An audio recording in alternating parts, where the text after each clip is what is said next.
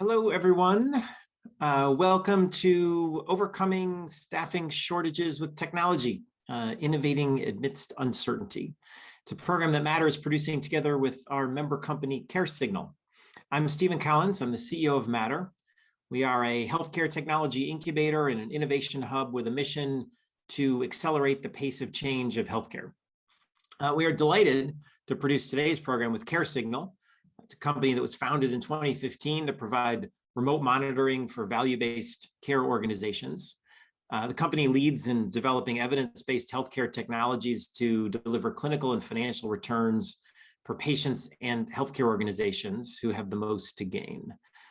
They have 10 peer-reviewed journal publications showing positive outcomes, and their vision is to create a new standard of care for patients across the country in the most prevalent chronic conditions.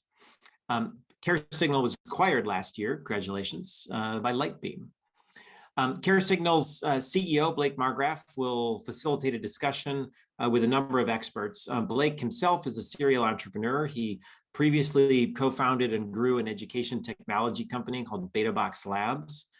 Although the thing that I find most interesting about Blake, other than the fact that he went to Washington University in St. Louis, which is my alma mater, is that when he was in high school, he built this like homebrew X-ray machine, and he won the Intel Science and Engineering Fair in 2011 by using tin microparticles to improve cancer treatment, and that led him to being named the top teenage inventor by Popular Science. So Blake is going to lead a conversation with 4 experts. Dr. Roxana Cruz is the Director of Medical and Clinical Affairs at the Texas Association of Community Health Centers. Courtney Pilat is the Director of Digital Outpatient and Community Care at OSF Healthcare. René Quashie is the Vice President of Policy and Regulatory Affairs at the Consumer Technology Association, which is the organization that produces CES. And Dr. Kent Locklear, who's the Chief Medical Officer at Lightbeam. They will explore how to optimize staffing and technology in order to achieve success with value-based care models, such as extending care management to rising risk populations to enable more proactive care. If you have questions throughout the program, please put them into the chat. Blake will see them and weave them into the conversation as appropriate.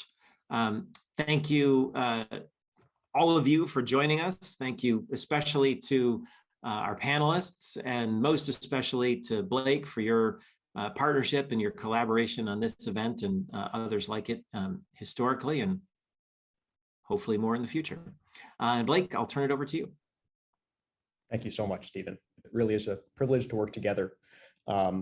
I'm very excited because together this panel represents a pretty rare depth and breadth of healthcare expertise. The individuals participating have received national recognition for everything from rural health leadership to a true consumer-centric vision for the advancement of healthcare and health equity.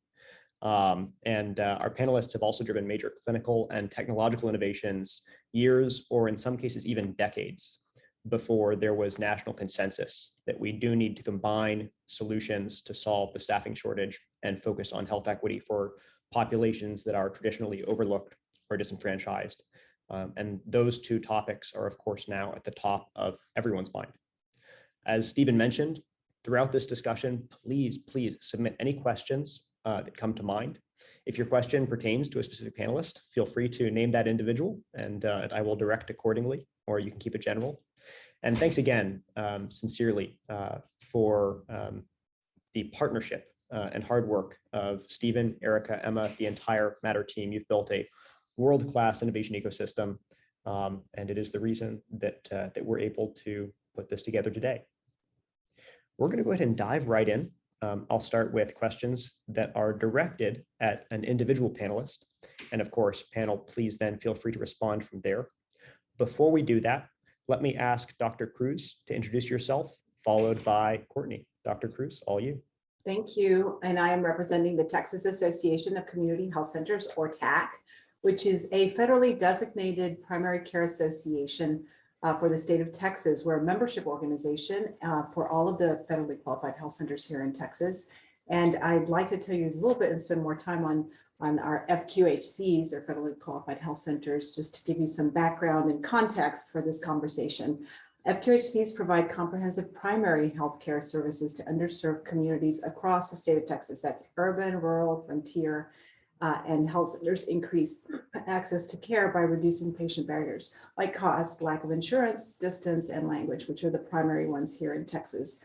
Remembering that 41% of our health center sites are in rural areas. I want to tell you a little bit about what makes us federally qualified health centers. We're first of all located in areas of high need or health professional shortage areas, or medically underserved areas is another MUAs. That's another term that's used.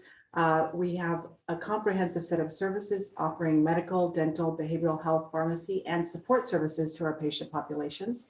And we see, regardless of insurance status or ability to pay, we offer a sliding scale. So we see all comers, all patients, in particularly patients who have been made vulnerable due to socioeconomic circumstances or social drivers of health.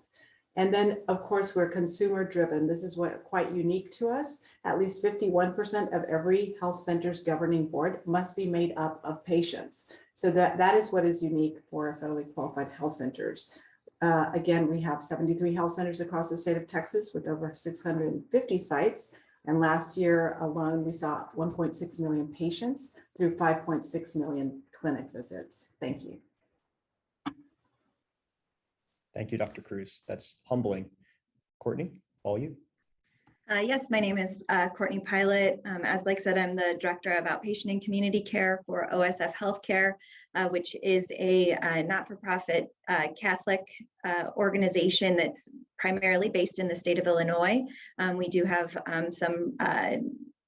some representation in Michigan as well, but we really are throughout the entire state of Illinois, all the way from north to south, and even some coverage in the Chicago metro area. So we really see a variety of populations ranging from rural to very urban.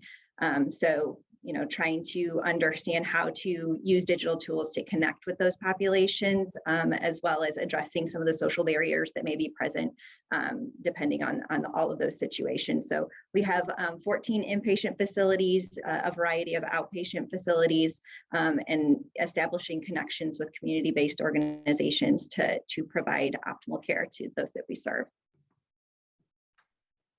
Thank you so much, Courtney. René, all you. Thank you very much. Appreciate the invite. I'm the Vice President for Policy and Regulatory Affairs at the Consumer Technology Association, CTA.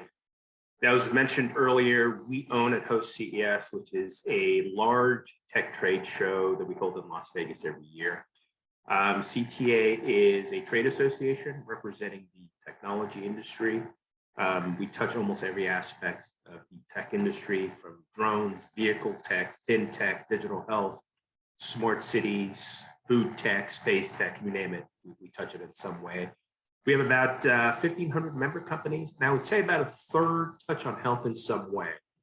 We have a very engaged health division, which includes a really sort of wide array of stakeholders, including what I would call traditional tech companies who have healthcare interests, large retailers, health insurance providers, medical device manufacturers, innovative digital health companies in telehealth, remote patient monitoring, digital therapeutics, AI-based solutions, and so on. I think the one distinguishing feature for CTA is we are accredited by the American National Standards Institute as a standards development organization. We've been developing standards for over 7 decades. There's almost no standard that isn't impacted in some way in the consumer industry. So for example, if you look on your phone right now and see airplane mode, that's a CTA standard. Closed captioning is a CTA standard. HDTV is a CTA standard. And pertaining in particular for this conversation, we've developed almost 20 health-related standards, everything from mobile health to digital therapeutics to artificial intelligence. We had one coming out on mental health technology. So very happy to be here. Awesome. This is a good intersection that we'll be able to discuss. Dr. Locklear, I'll toss the ball to you. All right. Thanks, Blake. Kent Locklear. I am the Chief Medical Officer of Lightbeam Health Solutions. We're very pleased to have acquired Blake and CareSignal a few months ago, and very excited about what that's going to mean for our clients and for the Lightbeam effort. I'm a family doc by training. I'm double boarded in clinical informatics. I've been involved in healthcare information technology in one shape or another for the last 20 years. Still practicing as a family doc, part-time in Wilmington, North Carolina, where I'm also the medical director and CMO of a small safety net organization focused on the uninsured. We're part of the North Carolina and the National Association of Free and Charitable Clinics, 1,400 clinics across the nation, focused on providing health care to the poor and uninsured. So, so proud to also mention that, and glad to be here for this session today. Wonderful. Glad to have you. Thank you all again. With that in mind, let's start by discussing top two topics, staffing shortages and health equity, which go hand in hand. And that's been evidenced by several recent publications, including an article that came out earlier this year in the Journal of Nursing Research that showed that readmissions for minority populations increased from being at parity with white patients to being 27% higher when the staffing to patient ratio suffered as a result of the staffing shortage. Dr. Cruz, the question for you that you're welcome to take however you like is, what innovations and investments could enable providers to tackle both of those challenges, the staffing and health equity challenges? Thank you. Well, I want to start by recognizing that the digital divide, which is technology-based, is an equity issue. And so in our health centers across Texas, whether they're urban, rural, or frontier, we have to first identify what the barriers are to access, which is pre-COVID and during COVID. So pre-COVID, I would say that access was based on 40% of our patients that are seen are uninsured here in Texas at our FQRCs, and 41% of the health centers are in rural areas. And so there's transportation issues. And so the technology divide had not been so pronounced in the health care sector for health centers. Now it is very clear during the COVID era, I want to call it, our visits increased for virtual visits increased to 1.1 million visits in 2021, which is astounding because after surveys that we have done, very few health centers had been doing telehealth visits to begin with, and they were really focused on behavioral health. So access has been our theme, but recognizing that access has actually shifted in the way we see it. Now we can actually use technology to increase access. So acceptance of the technology as well as access to the technology, two big pieces by staff and patients in this transition is critically important. And a lot of innovation has come, but a lot it is here, but not being utilized really as effectively as we think it can be. And that's really behavior change. So I think that there's a lot of innovation that is happening and a lot more potential, recognizing that the continuum of care is not now much broader, much larger.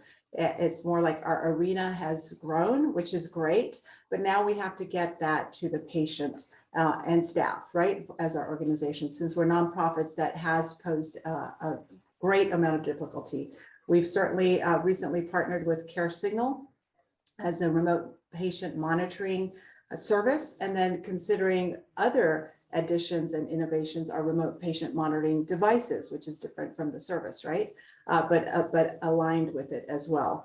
Or considering how we can take care of our staff and really focusing on our staff, which I think all of us have recognized the workforce, the importance of the workforce and the potential of how fragile it is because of the potential for turnover and burnout, both occurring during the earlier parts of COVID and continuing now, and even projected into the future. So I think thinking about innovation and technology for benefiting the staff, to support the staff in an effective way, checking in with staff about what they need and checking in with patients about what they need and what is most not just available, but interesting and accessible to them, right? So that they can continue to use it once they've learned how to use it.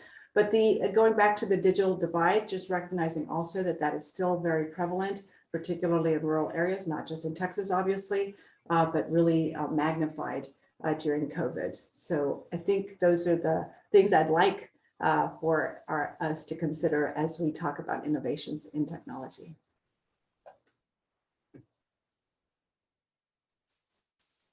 Yeah, Blake, I'd like to weigh in if I may. I totally agree with Dr. Cruz. I think we need to invest heavily, strategically, and coherently in digital health solutions. I'm talking about all manner of digital health solutions.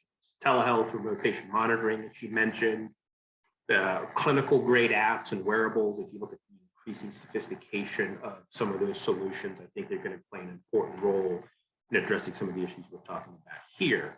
But I also think we need to be intentional about why investing in technology is important, right? If you think about technology, and if technology is applied correctly and appropriately, it can close communication gaps between patients and providers, increase accessibility for people with disabilities or who are unable to get from place to place, mobility issues, increase consumer access to healthcare services, increase engagement for consumers. So I think those things are incredibly important, but there are a couple of issues I think we need to bring up, particularly on the provider side when it comes to technology. First thing is clinicians and their comfort with tech.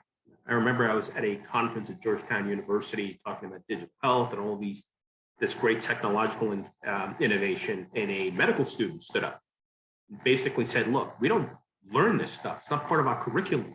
How am I going to know how to integrate this better into my care and my practice? So I think we need to really be wary of clinicians and the comfort with using tech.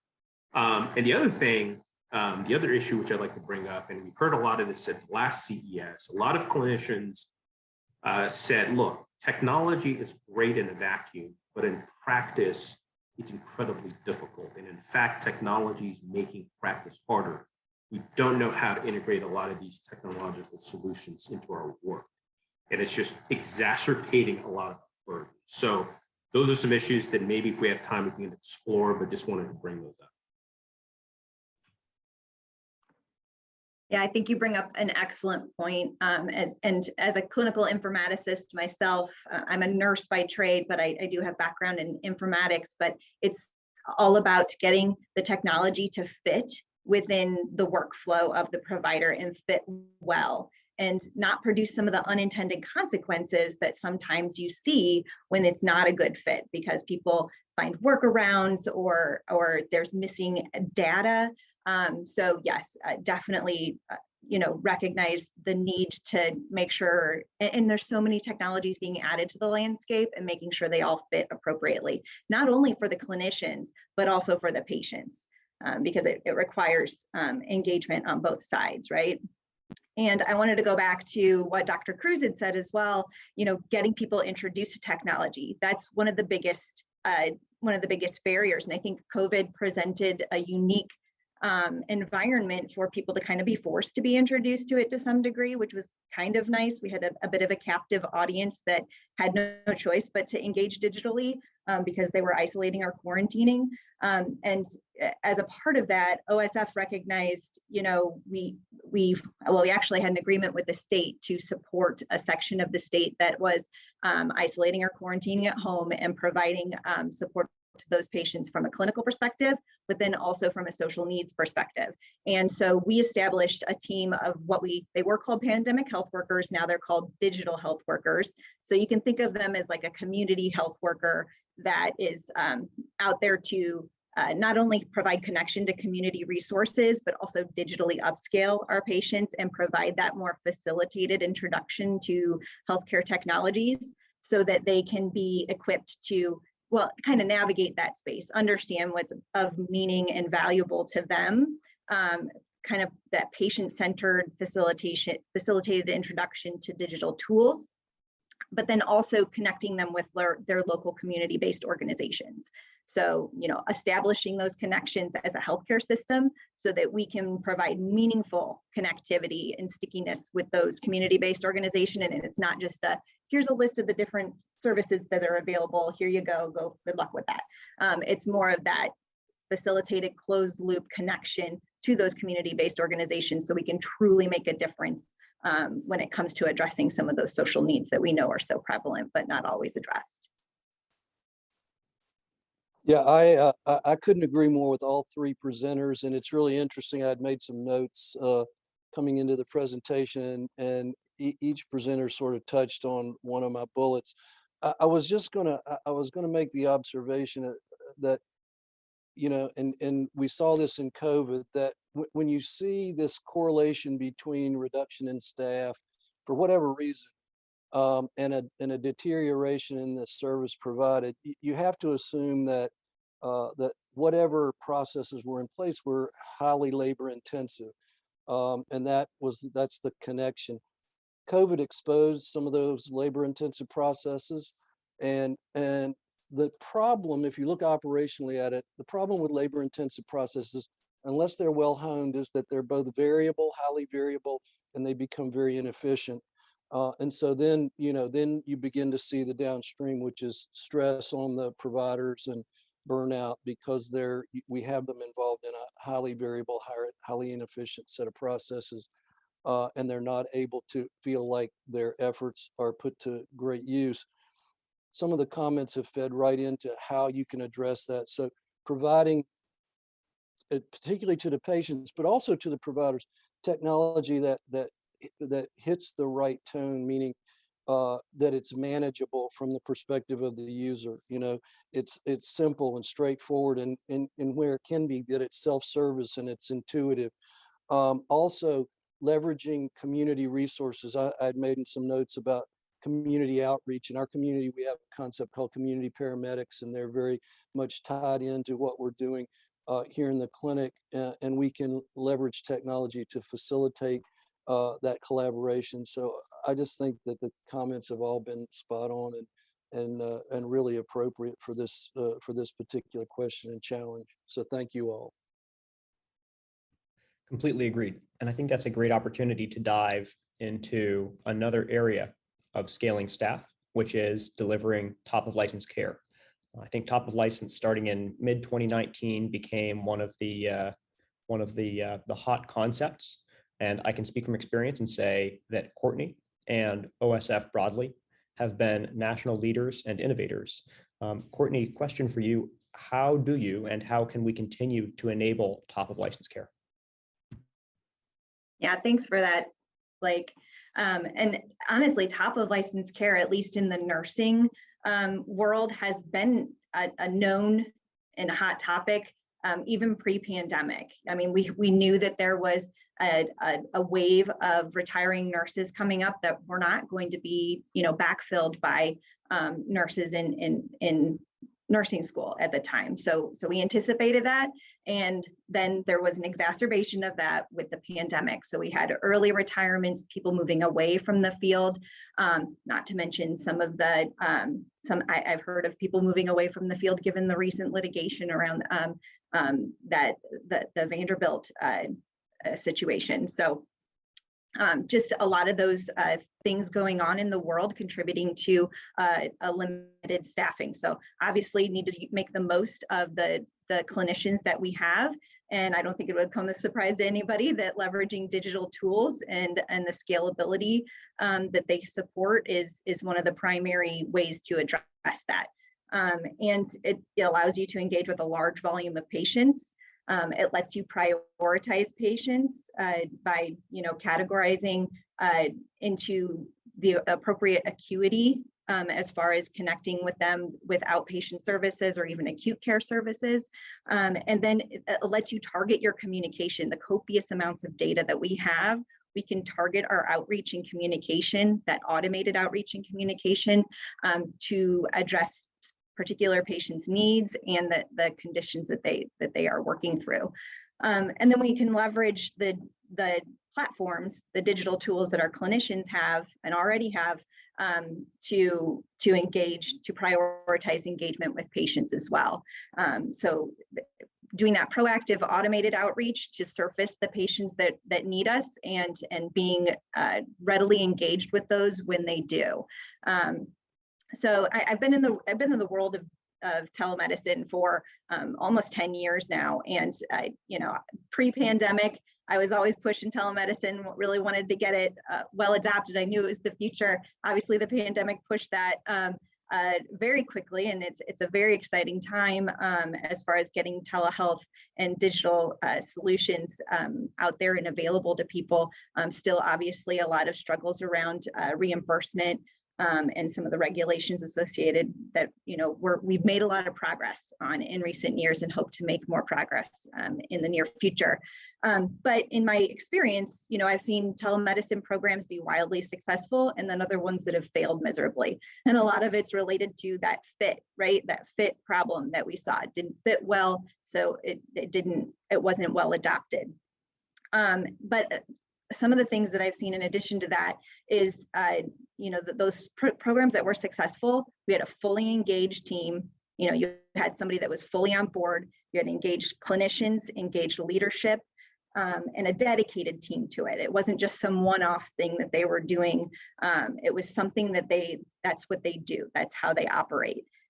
And that's what the pandemic has really enabled us to do at OSF Healthcare. We've developed or we've established a digital care entity called OSF OnCall, which is the world that I live in now.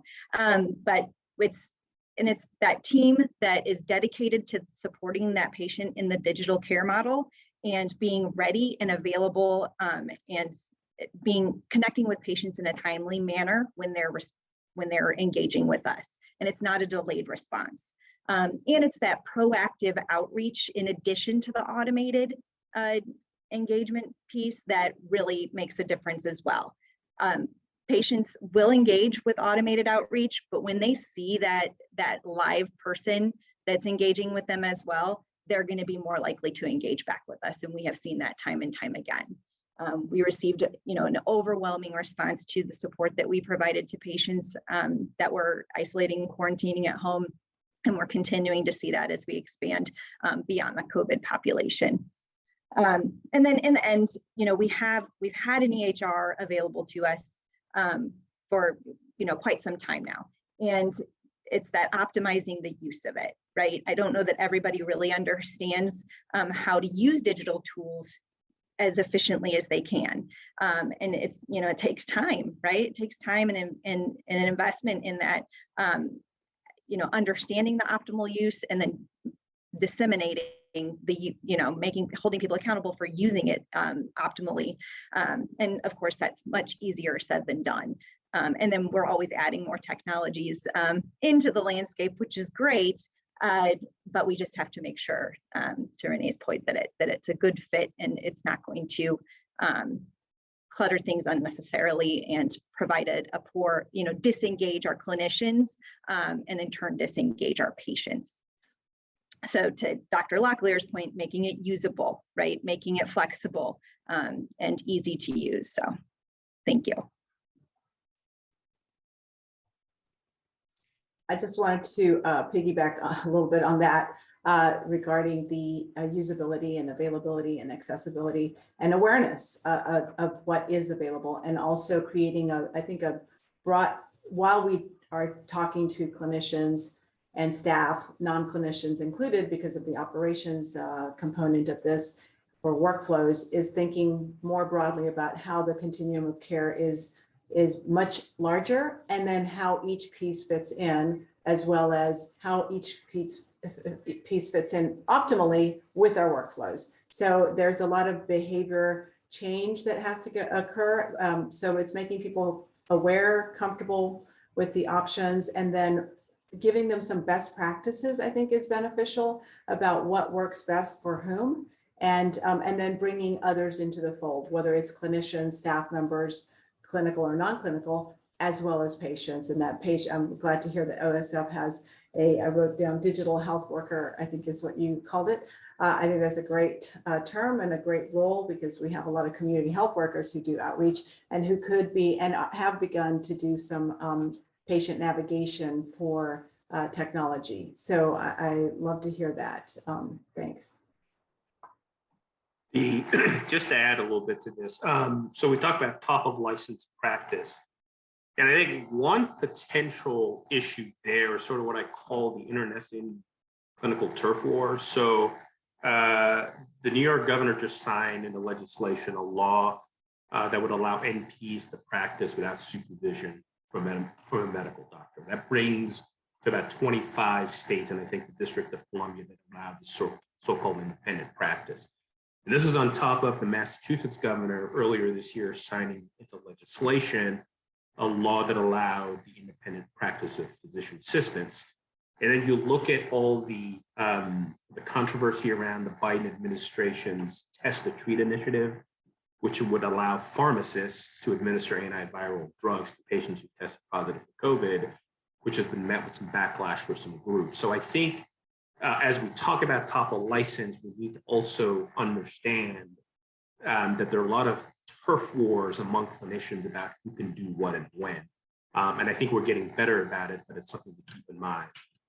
And then the other thing I would throw on the table is one thing that could facilitate some of the top of license practice we're talking about is thinking through how we license our clinical professions, right? So we've got compacts, the nurses have a compact, psychologists have a licensure compact, so do physicians, which facilitate the practice or whatever practice it is across state lines, but a lot of them are hard to navigate. And so maybe thinking about how we license the clinical profession, particularly when it comes to the provision of virtual care, I think is something we ought to talk about a little bit. Completely agreed. And René, this would be a great time to segue perhaps into the fact that not every consumer has the visibility that the patients that sit on governance over Dr. Cruz's health centers have, right? Most folks probably don't know about the financial pressures, the staffing pressures, but consumers, be they patients, members, or employees, will experience those challenges. What do you think a successfully redesigned experience looks like at the consumer level? It's a great question. I think it's a very complicated question. And I think technology is going to play a role in this. I sort of call it the consumer empowerment movement.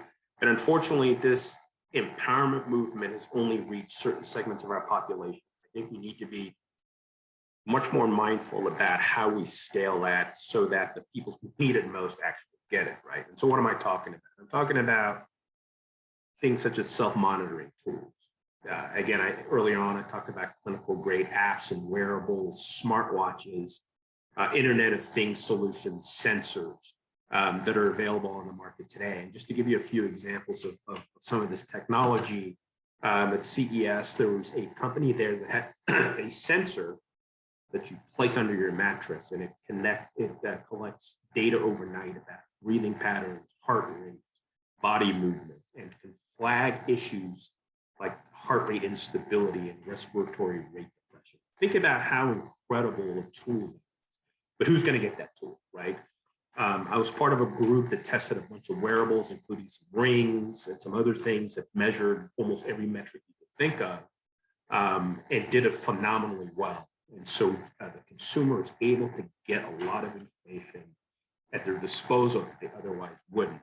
Now, there's some issues with that as well, right? Because as you're getting this information, perhaps you're worrying too much. You don't have the expertise to really place the information in context, but the data is there. The problem is a lot of these solutions, a lot of them are not covered by insurance. A lot of them are not covered by our public insurance markets, Medicare and Medicaid, or exceptions to that. And the people who seem to be using a lot of these tools are the healthy, right? And so how do we get these tools to the folks that need it the most, the folks who may not have the best insurance coverage, the folks who tend to be less healthy?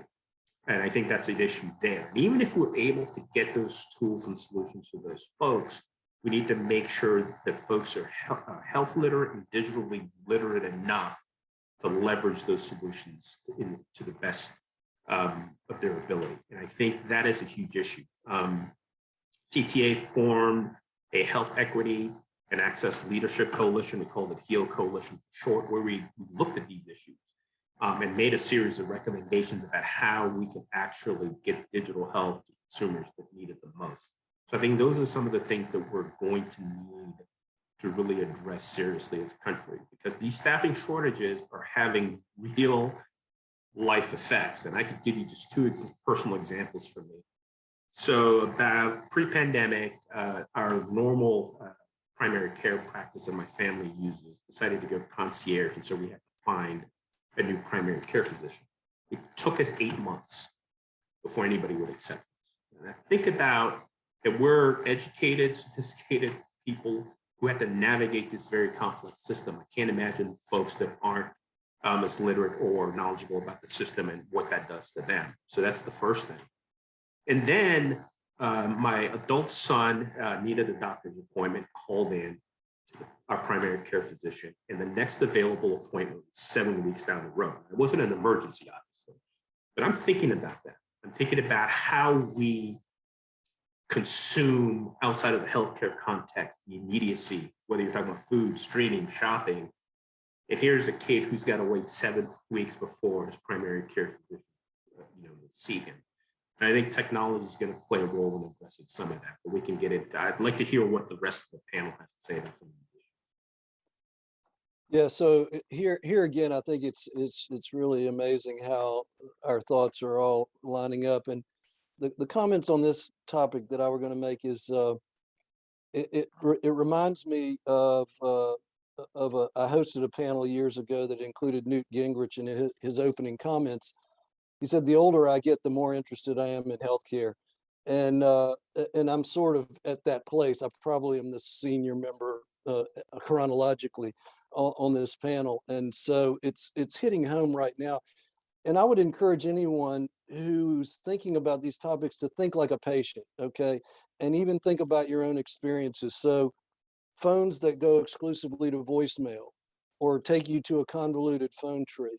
How many times do you do that before you just lose confidence in the organization you're working with, or just get frustrated and decide to wing it on your own or not do anything, which is really not where we should be. This heavy, I've seen this heavy now reliance on portals. Everyone has a portal. Every practice has a portal. Your primary has a portal. The specialists have a portal. The hospital has a portal. There are portals now for portals. And so that I'm just not sure that that's going to get us where we need to go. Again, it reminds me, in a contemporary sense, it reminds me of that commercial where the guy's trying to talk to his dad about FaceTime. He's like, "No, Dad, hold it like a mirror. It's like a mirror." Is that how you hold a mirror? I mean, if you've sat down with your parents and tried to go through a portal, it's like that. First of all, they don't trust it from the outset. Like, who's getting this? I don't know where it's going. What am I supposed to do? I might do it wrong. And then the last thing, and this is just a personal challenge or peeve of mine, and that is in too many situations we're not paying attention to we're not putting a priority on the patient's experience. And the one that's most egregious to me is the tremendous inefficiencies, where tendency to admit people to the hospital, but keep them in the emergency room because the processes are broken down and because of the staffing shortages, and you cannot get a bed in the regular hospital. I just think that these are the kind of things that we, as consumers and as members of the healthcare system, we cannot tolerate this. This is unacceptable. And you cannot tell me that the care the patient is receiving in some kind of holding setting is going to equal what they would get on a unit that is prepared and skilled to deal with the problems at hand. So these are the things that I think technology can help us with, but we have to make smart decisions, and we have to be dedicated as leaders and as organizations. So I'll get off my soapbox. I think everything you said points to needing a strategy and then sharing and getting part of that strategy from our patients and from our healthcare workers at all levels, and then being able to, develop that strategy and share it in an effective way.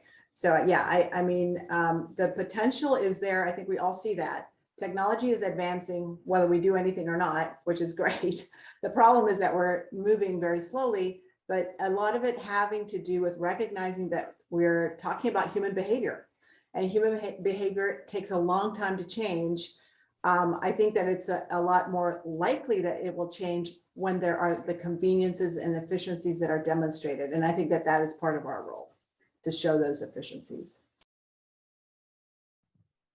Yeah, I could not agree more with all of the panelists. René, I appreciate you sharing that that story, that experience that your son had, and I think it's an experience that a lot of people have had, and hopefully he was able to get in and get his issue addressed. Even though it took some time, but how many people need it addressed sooner? So it may be an issue that can be handled in an ambulatory setting, at the outset when you call to make that appointment. But by the time the appointment actually arrives, you're past that point where it can be handled in the ambulatory setting. And, a couple of weeks before the appointment, you end up in the emergency department. How often does that happen? And then we're overwhelming our system in using, more expensive venues of care for something that could have easily been addressed in an ambulatory setting. So, that's obviously exacerbating the situation even more. And I think, healthcare systems are recognizing that. But how can we, use our digital tools to serve as a bridge? Behavioral health is a huge one. Obviously, it's an easy solve, right? With telehealth, but we're still, navigating some of the reimbursement and interstate licensure and some of those things, and addressing some of those barriers that are still present when outside of the public health emergency and when that expires. So just thinking about that, and then to piggyback off of talking about engaging with digital tools. So, I take a phone call and I go through the phone tree, or I sit on hold, or I get a message, that, and I don't want to use that way again. So I go through the digital pathway. We have to make sure that the experience through the digital pathway is good too, because if it's not timely, and you end up having to call anyway, or you end up having to go in person, then what's the likelihood that they're going to use the digital pathway in the future? So we need to set up our digital programming support to have it to, provide a good experience so that people come back to it. I think we've touched on cost and quality, of course, patient experience, staff experience. I think that this panel has essentially reverse engineered the logical theorem for the quadruple aim in just about 42 minutes, which is pretty impressive. Dr. Locklear at Lightbeam, you often remind the entire team that even with the most cutting edge technology and processes, we have to remember that success means helping one patient at a time. And given that there have been demonstrable and unfortunately very negative impact on mental health of the limited staff that are working so hard, especially in the midst of pandemic-driven challenges, what can we do? What should we do to support the individuals that are serving patients directly?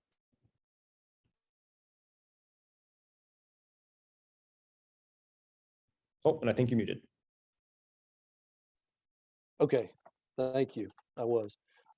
So I think I'll start. It's a great question. I'll start at the leadership level.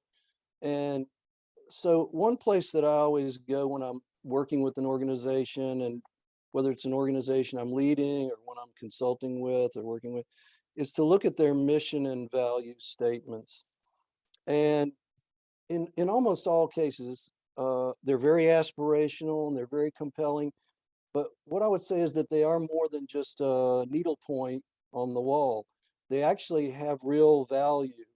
And if as leaders, we live into those mission and value statements, I think it will help guide our decision-making, how we treat each other, how we treat our employees, how we treat the patients that we serve.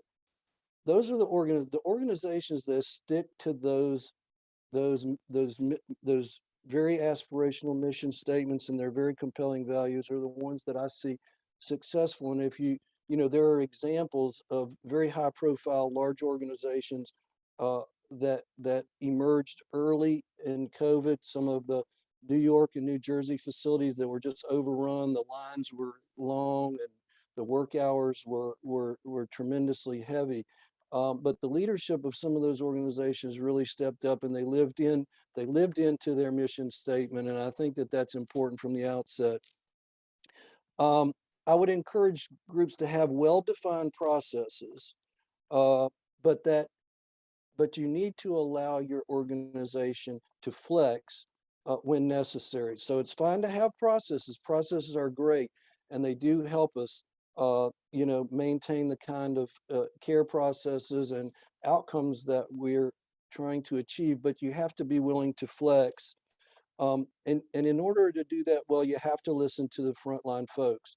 You never know who's going to be that proverbial canary in the coal mine. It could be a unit secretary. It could be an MA. It could be somebody in the lab. You don't know who that's going to be, but you need to be always vigilant and listening and create an environment where folks feel like they can bring up issues and do that in a way that's easily received, easily accessible. The last thing that I will say is that, and this has been touched on by every one of our panelists, I'm just going to reiterate it because I think it's important, and I spend a lot of my time on technology. Use technology wisely and do it in a way that does not add to the burden, but helps reduce the burden. That's a big way that we can help move the needle in terms of burnout. It's already been mentioned in many cases, whether it's an EMR or some other piece of technology, it simply is adding to the burden, the workflows or the tasks that we're asking people to do. We need to be very conscious of that in the way that the software is designed or the way the software is deployed. Do it in a way that reduces the burden. Now, there will always be an investment.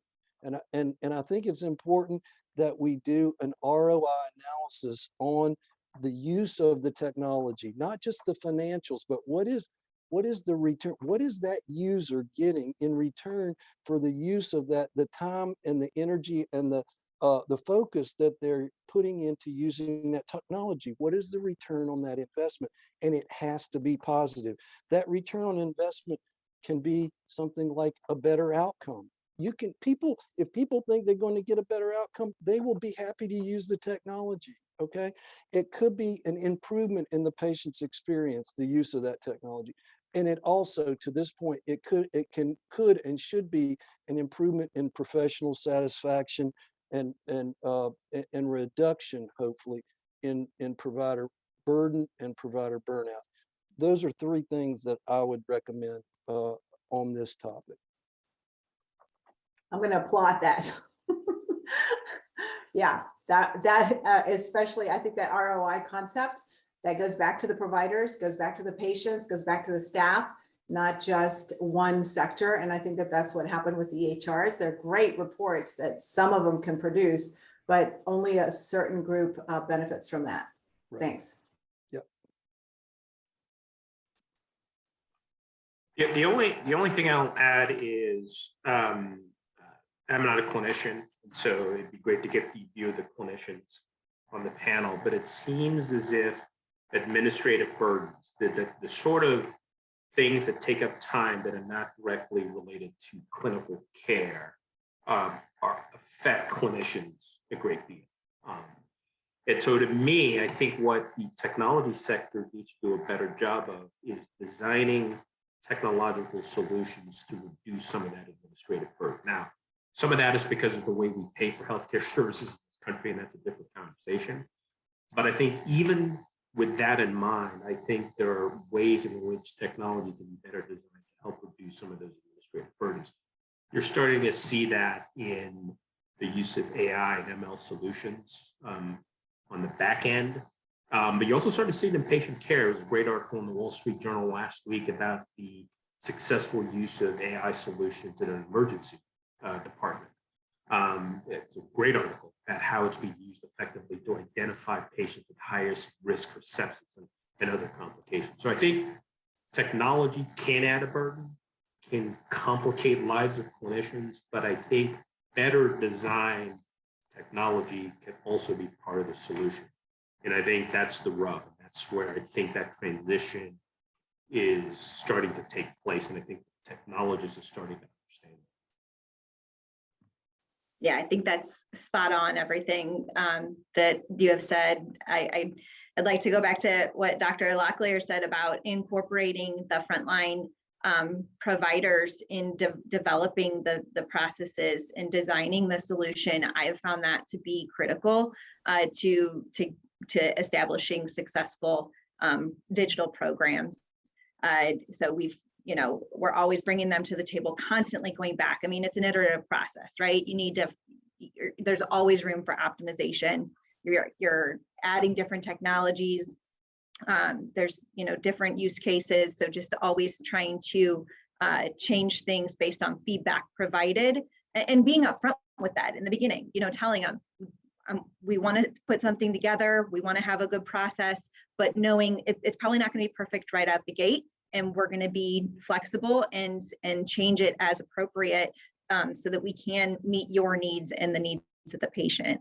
And then going back to, some of the staffing issues, in a hospital or in a clinical setting, you have pretty clear staffing ratios, right? You have so many rooms, so many hours in a clinic day, so many providers.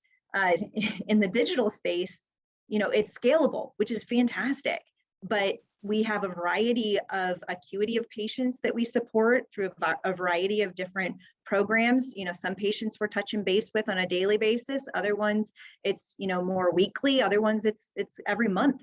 So it runs the gamut, and it can vary, depending on where the patient is in their journey. In the beginning, it may be more frequent. It may, it ebbs and flows. So how do we, address ratios? And the changing staffing needs that we may have without burning our nurses out. Like, this is a very new model of care, and I don't want to go with this is the ratio that feels right. I need some data around how to staff these programs, particularly when there's varying needs of patient engagement and amount of time that my clinicians need to spend with the patients. So digital tools are great, but we have a lot of optimization to do in building our teams in an optimal way to support them. So Blake, if I could, but I guess, thinking about the macro picture, given the fact that we have an aging population, estimates are that by the end of the decade, 1 out of every 5 Americans is going to be 65 and over. By the middle of the 2030s, for the first time in American history, there are going to be more people 65 and over than 18 and under. And given the trends in terms of clinicians, in fact, I was looking at some statistics at cardiologists and psychiatrists in particular. 60% of those professionals are 55 and over. And so if we continue on the status quo, we're headed towards a crisis. And if technology is not going to be a big part of that solution, then I don't know what is. I mean, there's certain things we can do in terms of residency caps and the rest of it.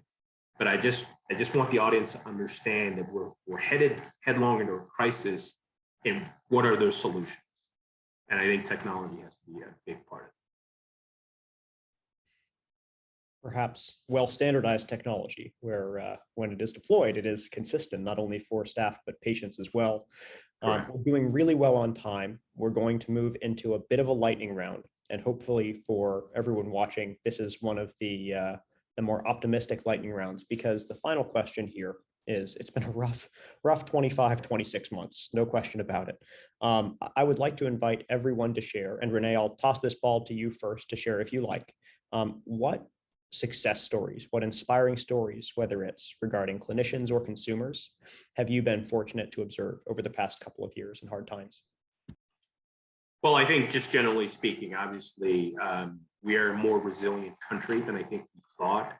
But I'll single somebody out. His name is Dr. Alex Garza. He was the chief medical officer of the SSM health system in St. Louis. He was also the head of the St. Louis COVID response task force. And the reason I got to know him was CTA started an initiative about public health and technology and share that effort, and always made time. He was an incredibly busy man. I know that on some of our Zoom meetings, he came with a heavy heart.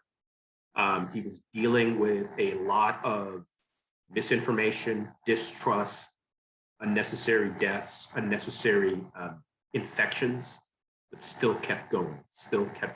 So I'd like to sing a lot about Alex Garza. I think he's a phenomenal clinician and phenomenal. Thanks, Renee. Courtney, coming to you. Dr. Cruz, you'll be third, and Kent, you'll bring us home.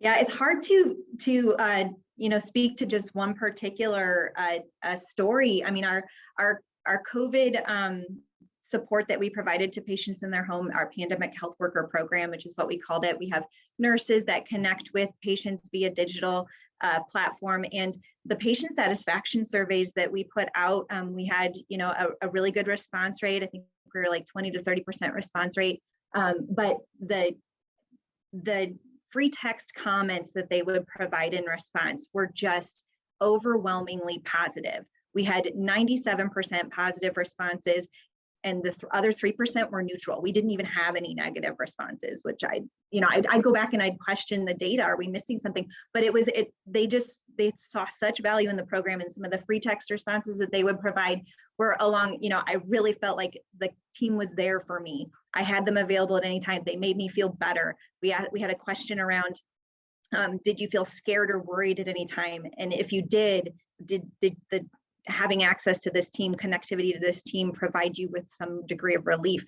And that was overwhelmingly positive, that we were able to provide that relief. And I think that just served as a great testament to the impact that digital care can have, and the acceptance of it, that people are willing to engage, and this is what they want, and they will, and it will make a difference, as we build it. So. I think it's my turn. So we did something similar, but for our staff. And of course, we continue to monitor patient satisfaction, but we did a study and used some of our COVID funding from the federal government to look at our health center staff and use the ProQual compassion satisfaction, compassion fatigue scores, the workplace environment, and gratitude adjective checklists.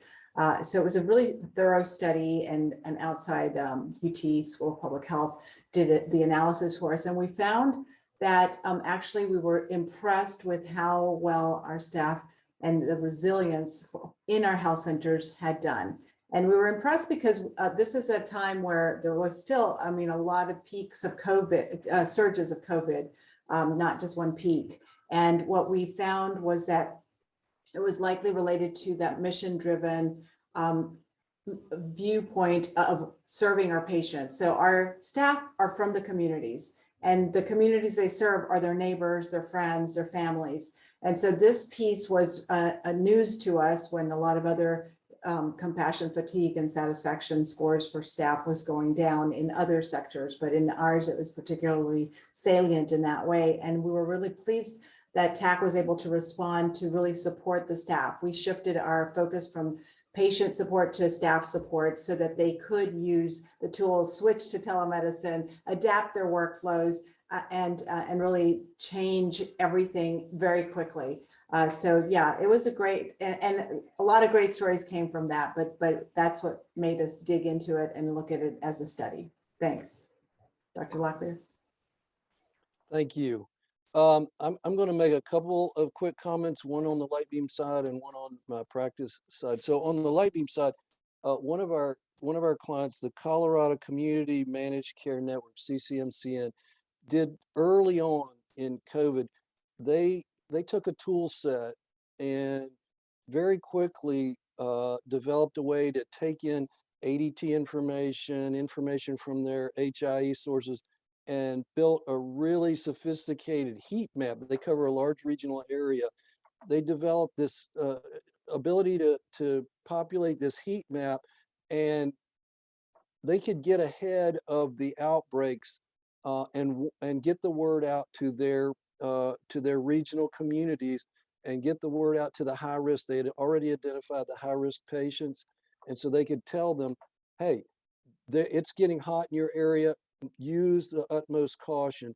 And I have to believe, I'm not sure if they have any fully vetted statistics yet. I have to believe that they saved a ton of morbidity and mortality by getting out ahead of that. And it was really impressive to see.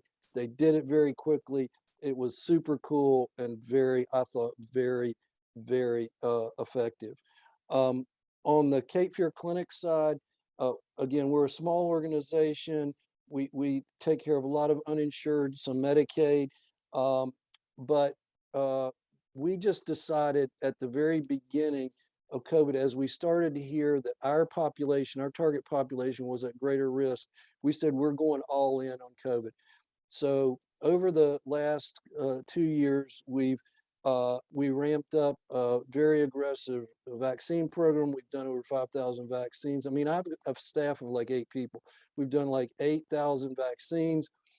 We were one of just a very small number, less than a half dozen small clinics in the state of North Carolina, unaffiliated with hospital. We're freestanding, that did monoclonal antibody therapy. We've done hundreds of monoclonal antibody therapy.